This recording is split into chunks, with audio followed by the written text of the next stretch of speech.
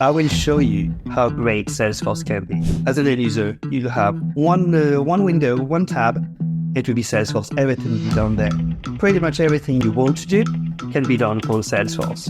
Welcome to Salesforce Radio, your destination for insights, news, and community connections within the dynamic Salesforce ecosystem. Welcoming today to Salesforce Radio, Eric Praud, another Salesforce MVP we're very excited to talk to and learn a little bit about what you've done in the ecosystem and a little bit of your journey. So Eric, thanks for joining us.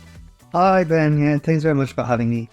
Always a pleasure. And you're going to be the first guest from your specific part of the world. So tell us a little bit about the Salesforce community, where you are, and a little bit of your story of how you got there. Yeah, sure. So I landed in Ireland back in 97, but realistically, I started working with Salesforce only, 14 years ago or something like that. And there's actually quite a vibrant community here in Ireland, mostly in Dublin, obviously, with a few user groups. We meet once in a while, obviously. And yeah, that's it at a very, very high level. And you're originally from Dublin area, or where are you from originally? No, I'm actually a French guy. I used to work in catering, and then I decided to come to Ireland first, and then never left. And eventually, things happened, and I ended up being in IT and eventually in Salesforce. Wow. So you ended up in Ireland because of catering? Yeah. Very interesting. So what was that transition like? So you catering to IT to Salesforce, and now you're sitting there, I'm looking at you with the Salesforce MVP hoodie on. You've cemented your place within the ecosystem clearly. So it's got to be a good story. I want to get some of it. Yeah. Okay. So in France, it's a bit different, like the way schools and colleges go. But so I got a catering living cert, and then 2 days after I got my results, I decided to come to Ireland. I mean, it was already in the back of my mind. I had come here with my school, loved it. So anyway, decided to come here. Worked out quite well. So that was back in 97. Yeah, that's how old I am. And so worked in catering for about 13 years, mostly in Ireland. But the good thing about that job is that it made me travel quite a bit, like the US, Canada, Switzerland, and so on. But I always ended up coming back here. And then there was the big recession back in 2008, and it became very difficult to work in restaurants, like very, very long hours, not enough staff, badly paid, the whole thing. So, I had enough of it. And I was 30 years old at that time. So I'm like, okay, it's now or never. Okay, I can change career now and go in IT. Like I kind of knew about computers. I'm like, I can do that.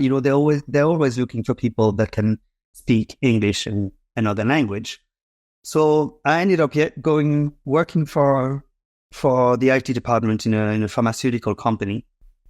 And I had a 6-month contract. So I was looking for a job while I had this new job, and a friend of mine knew of a job in Salesforce support. Never heard of Salesforce at that point. So I'm like, okay, I'll give it a go. I went, and everything went so well. I really liked it pretty much from day one. So then I decided to continue. I became a consultant, and kept on going from then on. That's really cool. So your introduction to IT was Salesforce, basically. It was, yes, pretty much. I had, as I said, one little job before that was like 6 months, and that was like pure IT.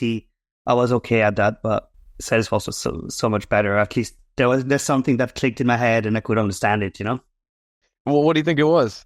Salesforce. What do you think clicked in your head for you in Salesforce? What was the thing that made it happen? You know what? I'm not too sure. I just know that maybe after 6 months, and like any new job, like you got this learning curve, and usually it does take 6 months. And after the 6 months, I could see that I could answer most questions, when customers were calling. I really enjoyed, anything that had to do with formulas. Like I'm a really math geek, 1 and 1 is 2, never 11, that kind of way. And it just, everything happened, it's like, Lego, and it all clicked together. So something happened. My head is a bit weird sometimes, so it's hard to explain.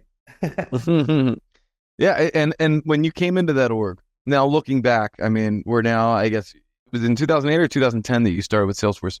2010, yeah, 14 years ago. So yeah, 2010. 14 years ago. Obviously, Salesforce looked radically different in many ways. The core idea of Salesforce, I think, was similar or the same. It's a lot of the reasons people come to Salesforce today are the same reasons that people were going to it back then, plus more. But looking back, tell me about the org that you were in then. Like when you look back at it, what was it? Was it a fairly simple setup for the org? Was there things there that are so obviously wrong that you think of today? What are your thoughts back to that time and getting in Salesforce and what that looked like now? So, yeah, I mean, I didn't have any org as such because since I was in support, I was looking at other people's orgs, But yeah, Salesforce was very different back then. First, we were in Salesforce Classic, and a lot of options did not even exist. I mean, there was only two clouds at that time. It was Sales and Service Clouds, and that was it. I remember things like flows being acquired and things like that like ages ago, So yes, I guess orgs were a lot easier to understand. There was a lot less going on. Now you need to have a lot more experience than at that time, Yeah, absolutely. I can imagine coming in to Salesforce and you're saying, after you said about 6 months, you can answer pretty much all the questions. Today, if you came into a pretty, developed org, let's say, it would take a long time to get your head around all, but especially if you don't have any experience in Salesforce. So you had a bit of an advantage of, it being 2010 and things are a little bit more simple, let's say, or at least less complex. I don't need to call it simple, we'll call it less complex in the way that they were set up. Who were the users that you were supporting in that org? What were their roles? Was it mostly sales and support, or was it both? Was there anything kind of interesting and different that they were doing there?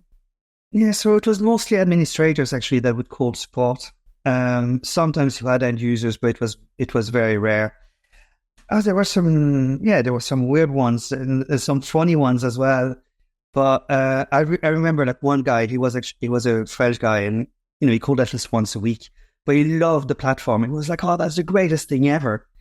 And then the same week, I would usually get another person that again would call every week that hated Salesforce.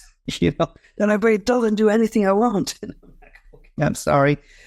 So yeah, it was an adventure. Like support. Anybody who's worked in technical support knows like it's always an adventure. A bit of sarcasm there, but. Yeah, exactly. And it adventure into your own ghosts in the closet to see, how much can you handle, dealing with all different people in different parts and trying to figure things out, even if you're not doing the problem solving, just the triage between different people and trying to figure out their issues and getting, approval for a fix or something like that. It can be a lot. What was the point where you said, okay, I'm starting to feel kind of invested in this platform. I'm starting to feel invested in Salesforce. Was there a certain turning point that you remember, or was it kind of just a gradual process? I say it's a gradual process, pardon me. But at the same time, I could see people that, were hired roughly at the same time as me, and they all started to leave to go to either a system administrator job or consultancies. And, after a while, I was like, well, you know what? I can do it too. So, at that time, I started to get quite a few people on LinkedIn, like, following me and asking if I wanted a job. So eventually I ended up answering to those people. I mean, I would always answer, but it was always a no, I'm happy where I am and all. And then, I decided to go for it and found a job in London as a consultant. So I had to leave Dublin, move to London, but I was actually very lucky because a colleague of mine that I got on very well with got a job in London as well at the same time. So we ended up sharing an apartment and all. So it was a lot of fun. And then, as I said, I keep going back to Dublin. So in the same job, they had an office in Dublin. So I asked if I could, move back. They said yes. So I just keep on. Ireland is always it's like a magnet. And then all my jobs after that were in Dublin. Wow, that's really interesting. So you went from kind of that first job to being a consultant. Obviously, also the consultant landscape was very different 12 years ago or however many years ago it was, 14 years ago at this point. What did you learn being a consultant, and how did that kind of develop your relationship further with Salesforce? Right. Yeah. So it was a big difference. As I said, all my studies were done about catering. Now I learned Salesforce, I got the certifications, but it was really, I got all that on the job. And here I am as a consultant, and I'm told about agile methodology. I remember this word, agile methodology. I'm like, what is that? And somebody gave me a crash course, like no more than 5 minutes. And I'm just like, I still don't understand. I do not understand what this is about. So to me, that was like my first, what am I doing here moment. But then, the good thing in that company, unfortunately, they don't exist anymore. They were very good at training. So I was always, at the beginning, always following people.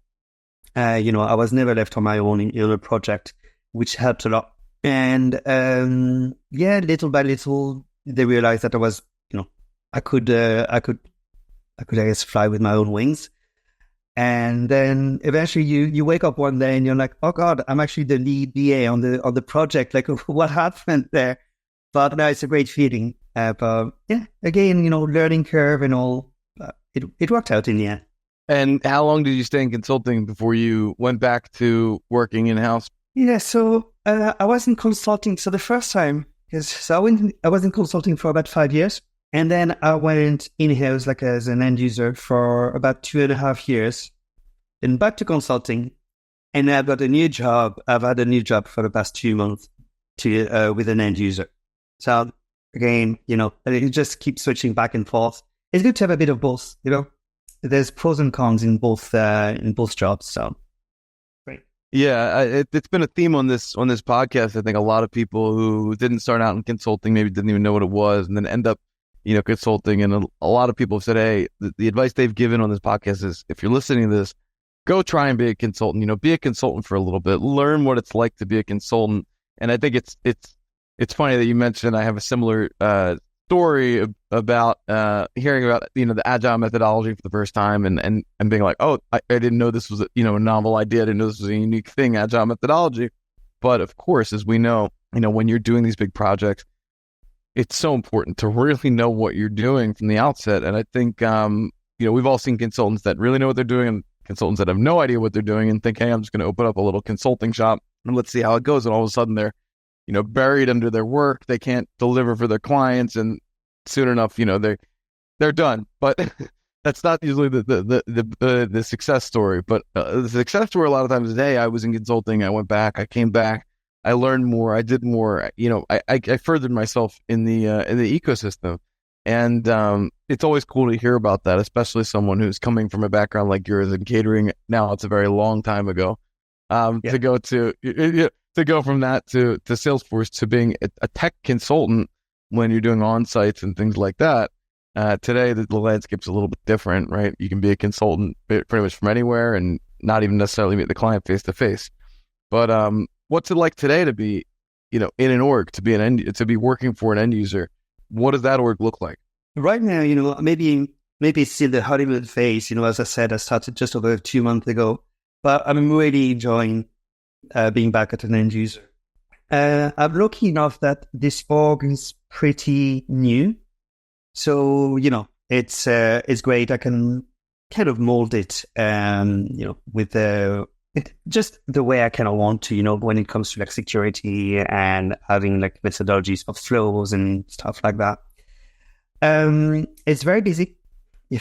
As a consultant, there's usually quite a big team. I guess it depends on the size of the consultancy, but there's usually a team with you, so you can rely on those people.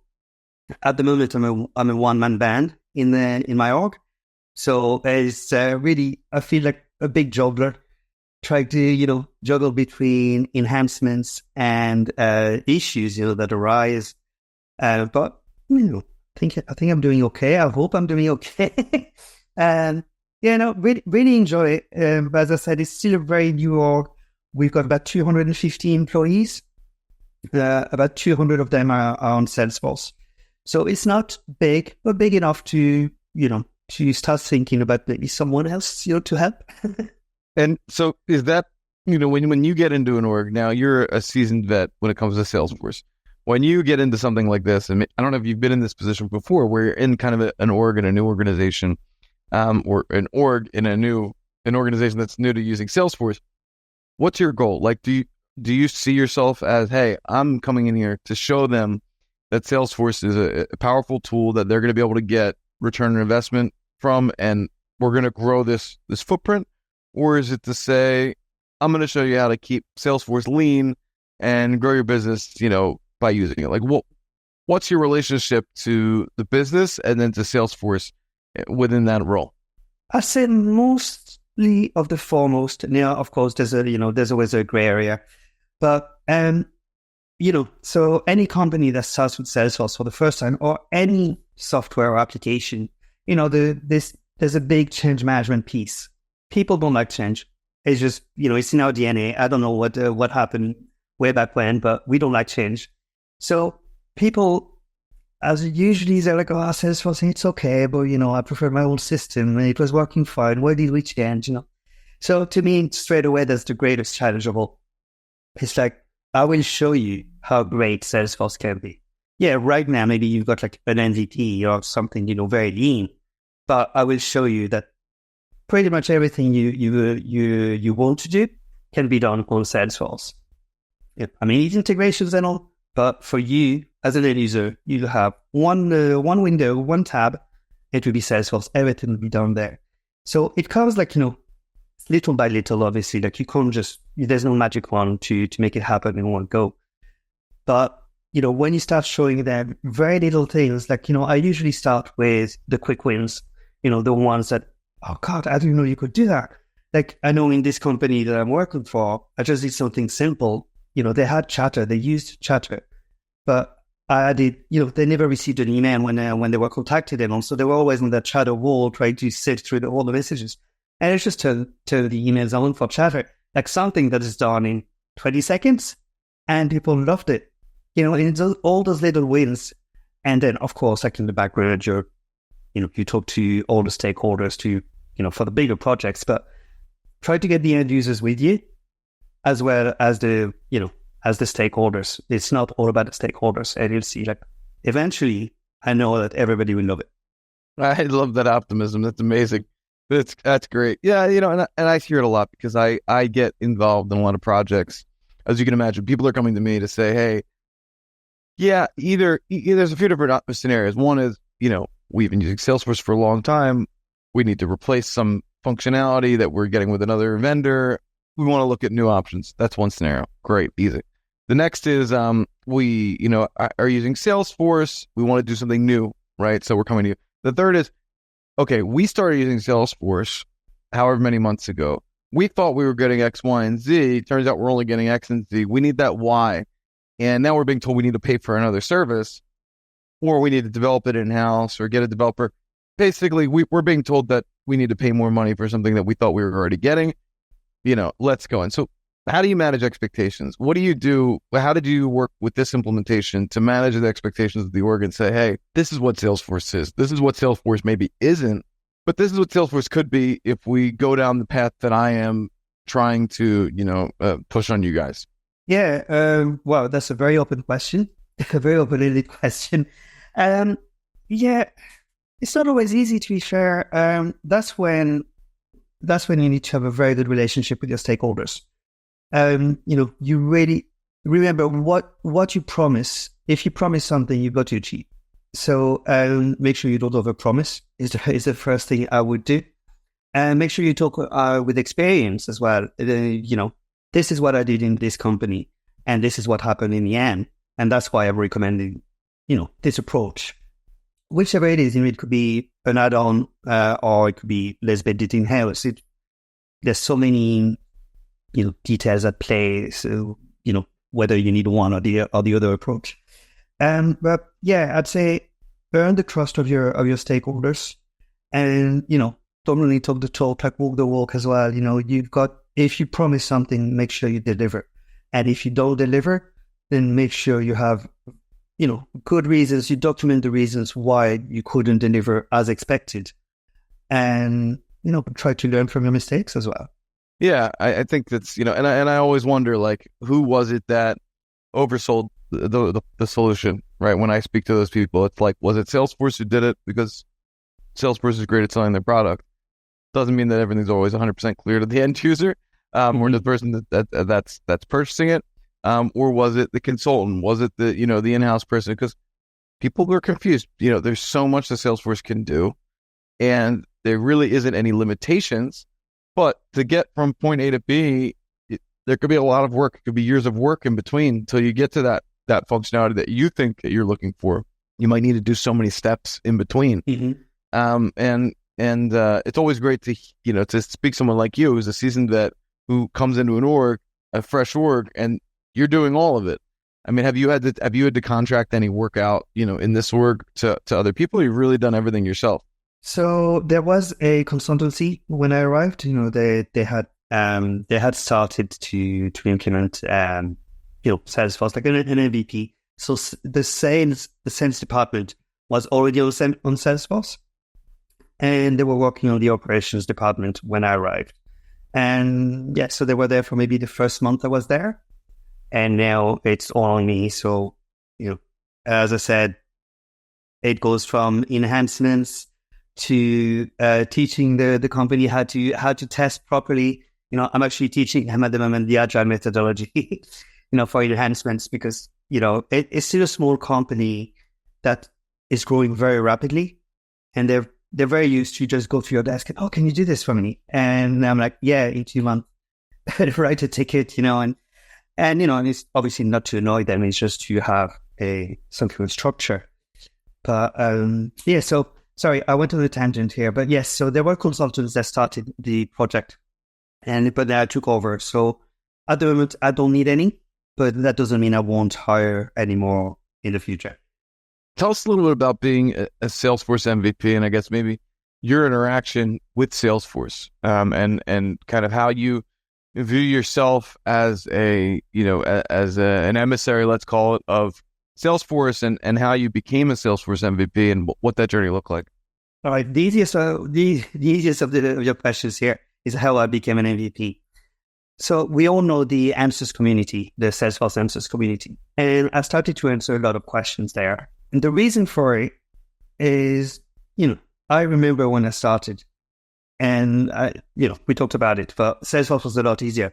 But I used this community a lot. Of course, like we all know, Steve Moe, he saved my butt so many times, with these crazy forwarders. So anyway, I started answering a lot of questions there, and I guess it became a kind of addictive. So the more I was answering, and the more I answered, and so Salesforce recognized it. I got nominated by a few people that I helped, I guess, and then Salesforce recognized it, and that's how I became an MVP, which I am very proud of. Like, I mean, I was so not expecting it, and I remember one day getting the email, and I was like jumping everywhere. I was like a kid, in a candy shop, and it was just, you got an email, and like, stop, calm down, But, it's huge. Now, I feel that, as an MVP, you have quite a bit of responsibility, though. The first one is to carry on transferring your knowledge. Yeah, to me, that's very important. I always try to remember that there was a stage, and I'm still at that stage, but there was a stage where I really knew nothing about Salesforce, and I needed help, and I got the help I needed. And so, I always try to remember that I've got to transfer the knowledge I've got. And now, look, I'm still learning, and everybody is still learning, also Salesforce being the monster that it is now. But I just, I really like helping new people. Yes, so this, and, it's, let's be honest, as an MVP, you're also a little bit of an advertising pawn for them, but that's in a bad way. Like, it sounds terrible the way I said it, but, yeah, a pawn. Sorry, Salesforce. No, but it's more, when you present yourself as a Salesforce MVP, you also have that responsibility. Now you're representing the company you work for, but you're also representing a little bit of Salesforce here, and you're representing the MVP program and so on. So there's a bit of responsibility. Now it's not that heavy. It's not as if like I'm sweating every day. Oh my God, what am I going to do? But put on that hoodie. Put on the hoodie, and the heat's on. Yeah, exactly. Like, no, but look, it's a great honor. I'm part of a group of people that are, every time I've got imposter syndrome every day. I feel like they all know so much more than I do. And, when I manage to answer one of their questions, I'm like, yes, I had an MVP, I had the Salesforce MVP. Yeah. So now it's great. Like I said, we all help each other. We all have tips and tricks and, how did you do this? How did you do that? So yeah, great place to be. And what year did you officially become a Salesforce MVP? So it was 4 years ago. So 2020 was the first. 2020. Wow. So, and that was during the pandemic or at the beginning? It was during the pandemic. Yes, I remember it was during the pandemic. Because it was the first year what they did, because, in order to be an MVP, you need to be helping others, but there's also like a lot of, speakers at events. And a lot of people could not go to events, obviously, because of the pandemic. So it was the first year that they renewed all the MVPs and they added some, including myself. Wow. So part of it is speaking, it sounds like, and going to different events and speaking. So I know that, you mentioned in the beginning, there's a lot of users, a lot of user groups in Dublin. It's an interesting place to be, I guess, Dublin, because you have a lot of also companies that are there because it's a great place to do business. What's it like to be in a place where, not everyone is there because they're like you and they just love Dublin, but because they're there for business? How are you able to really use that to your advantage and kind of work with different companies from around the world and different user groups and things like that? What's it look like from there? Well, so yeah, as you said, Dublin, we've got the HQ of so many companies for many different reasons, but that includes the Salesforce HQ.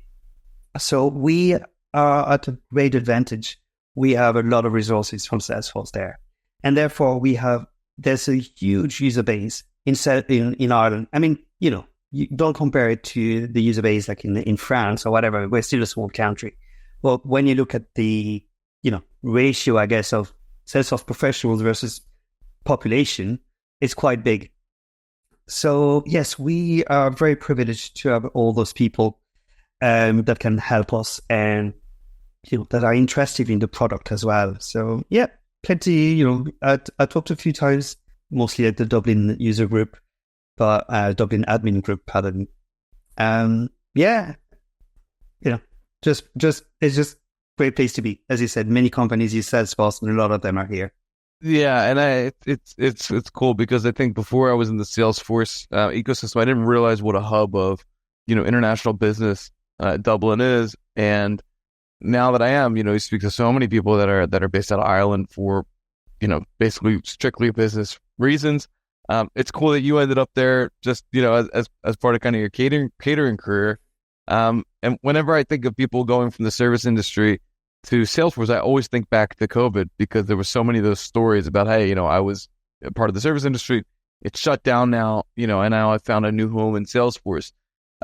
Were you able to be involved with anyone's, kind of transition over to the Salesforce ecosystem during that time when you became an MVP and people were kind of pouring over into Salesforce?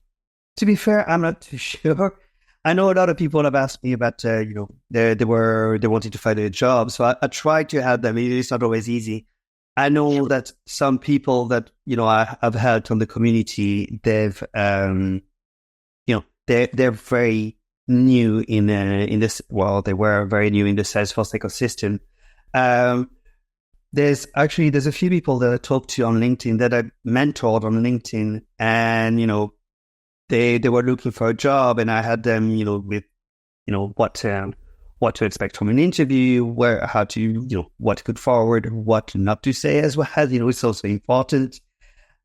Things like that, So, yes, I guess I have helped some people, but more like indirectly, I didn't just put them in front of an interviewer, Of course. Yeah. That would never be the best way to do things. No.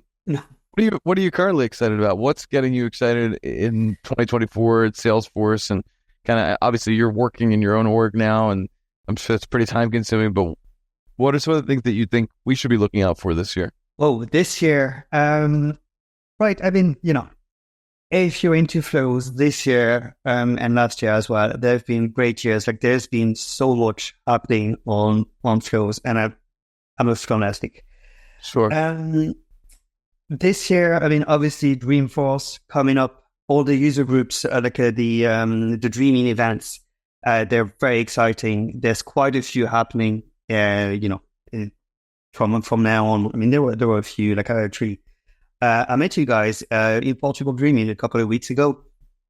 So yeah, there's all that. And, to be fair, there's another thing I'm very excited about. It's that we are doing the first Irish Dreaming in early 2025 as well. So that is super, super exciting. Just before St. Patrick's Day. Sorry, doing a little bit of promo here. No, first off, I want to hear more about that. Tell me about the story, how you got to getting Irish Dreaming out. And you said it's St. Patrick's Day? Just before, yeah, we'll do it on the 13th of March. Wow, that's awesome. Okay, very cool. 13th of March, 2025. Good chance I'll have to come for that. It will be my first time in Ireland. So, oh, well, there you go. Yeah, you have to. You have to, definitely. Oh, I love that. And how was the Portugal Dreaming event? I wasn't there, but I know a bunch of my team was there. Mm-hmm. It was brilliant. So it was their first Dreaming event, and they organized such a show. Like, it was just brilliant. First, we had the weather with us. I mean, the keynote was outdoors. Like, just that was like, wow, it's great, Plenty of speakers, plenty of great speakers. There were great speakers, and then there was me. And yeah, a lot of they just organized a very, very good event. It's the first time, so you always expect hiccups and little things that don't go their way. Sure. And genuinely, I cannot fault them. If something went wrong, they didn't show it, and it just didn't appear. So very well done to this Portugal Dreaming team. They were just brilliant. And yeah, as I said, yeah, I saw a few of your colleagues there. A lot of fun. They're funny. That's great. And can you give us a little teaser of what people should expect for the Irish Dreaming event? Yeah, we're still in the process of organizing the whole thing. So maybe tell us your dream. Tell us your dream for what it should look like. It's going to be a dreaming event. So obviously, it's all about Salesforce.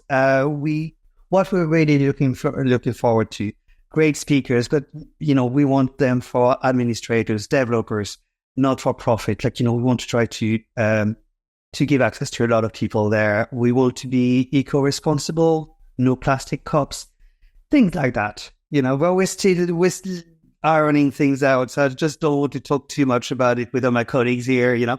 But yeah, really looking forward to it. We're getting there slowly but surely. That's very exciting, and it's so cool how every year a number of these events are popping up, and most of them are coming back for a second year and a third year because people are so happy to be able to connect with people close to them, but also people are traveling for these events, which makes it so fun. And you get that kind of international crowd at all the different events and all the different places you go. Cool. Well, it's been really nice speaking with you. Anything else that you want to maybe touch on and or maybe plug in the year 2024? Getting towards 2025 already. We're already more than halfway through the year. You're getting towards a quarter of a century mark over here, which basically means Salesforce is a little bit more than a quarter of a century old. Once we get to that point, and yeah, what are you looking forward to beyond those events? And I guess you said flow things are pretty a lot's happening with flows this year. Will you be at Dreamforce? Unfortunately, I won't. No, I can't make it this year. There's a few personal commitments. Maybe one day, because I've actually never been to Dreamforce. I just either never had the chance, or when I did, something happened that I couldn't make it. So yeah, we'll see maybe next year. And you're asking what I'm excited about. It's just the journey is continuing, and that's exciting enough to me. That's actually the excitement. This new job, that's super exciting to me. Try to get them where I want them to be by the end of the year. I don't know if it's where I want them to be, but getting closer to the goal anyway by the end of the year. All that is exciting to me, and can't wait to see what Salesforce has to offer. We're going to get some more surprises from them. Also at Dreamforce, there's always something. So we'll see. Well, I think that's a great place to leave it. As you said, the journey continues, and that really is the most exciting thing. I'm already I'm basically going to be moving into my 5th year in the ecosystem very soon, which is exciting for me as well. It's been an awesome journey so far, and always great to connect with, fellow Salesforce enthusiasts and people who've really accomplished a lot over the time they've been involved with the platform. So Eric, thanks so much for your time. Really appreciate having you on Salesforce Radio. And for everyone listening, I hope to see you at Ireland Dreaming next year. Thanks very much for having me. Thank you for tuning in to this episode of Salesforce Radio. Don't forget to subscribe for more exciting discussions, expert tips, and exclusive interviews with industry leaders. Stay connected with Titan, plus the power of the planet's leading CRM. See you next time.